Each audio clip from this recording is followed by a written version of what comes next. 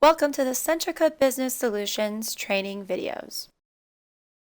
The installation process is broken down into 4 stages: mapping the power meter location, installing the power meter, registering the power meter through the software, and validating the power meter operation.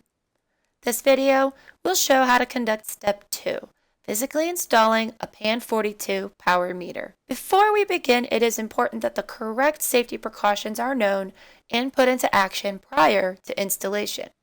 Ensure that all incoming AC power and other power sources are turned off before performing any work or connecting the PAN-42.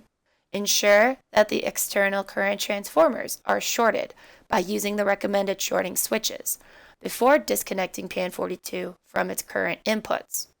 Qualified electricians that are certified to install at the circuit breaker level are required to be present during installation. Review the rest of the safety precautions shown on the screen before the installation. If there are any questions about the safety precautions, reach out to the Centrica Business Solutions support team for more details. Next, determine what type of electrical connection the device or panel has in order to determine the way the PAN-42 will be integrated with it. There are 6 possible setups. Please refer to the PAN-42 installation manual to find the correct setup for your installation.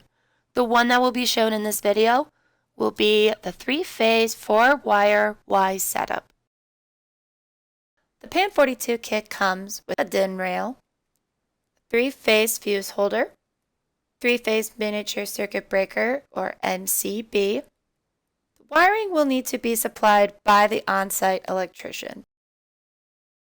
Once the panel or device is shut down, attach the external CTs to the wires of the panel or device. Make sure that the CTs are oriented where the arrow on the CT is pointing in the direction of the flow of current, i.e. away from the panel, or else the system will experience a reverse polarity issue in the software. If no arrows are shown on the CTs, place the CTs by these other common markings shown here. The wires from the CTs are then connected to the closed miniature circuit breaker or MCB. Continue to connect wires from the MCB to the current connections on the right-hand side of the PAN-42. Connect phase R's or phase 1's wires to the I1 plus and minus positions, phase 2 to I2 plus and minus, and so on. Next is connecting the voltage inputs to the current limiting device, such as fuse holders provided in the kit, and wiring the fuse holders to the voltage connections on the left-hand side of the PAN-42. Note that the orientation of L1 through L3 are the opposite of the orientation of the I1 through I3 connections of the PAN-42. If there is a neutral wire, connect it to the N slot on the left-hand side. Once the wiring is complete, screw the PAN-42 onto the DIN rail via the screw holes on the back of the PAN-42. With installation complete, confirm the connections are accurate by powering on the panel or device, and note the phase indication LEDs are steady green and the TX light in the upper right corner flashes green every 10 seconds.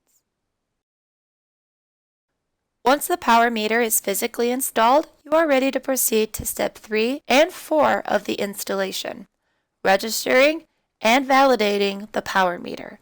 Watch our training video on deployment to learn how to conduct these steps. Thank you for watching. If you have any questions, please submit a support ticket on the platform at www.powerradar.energy.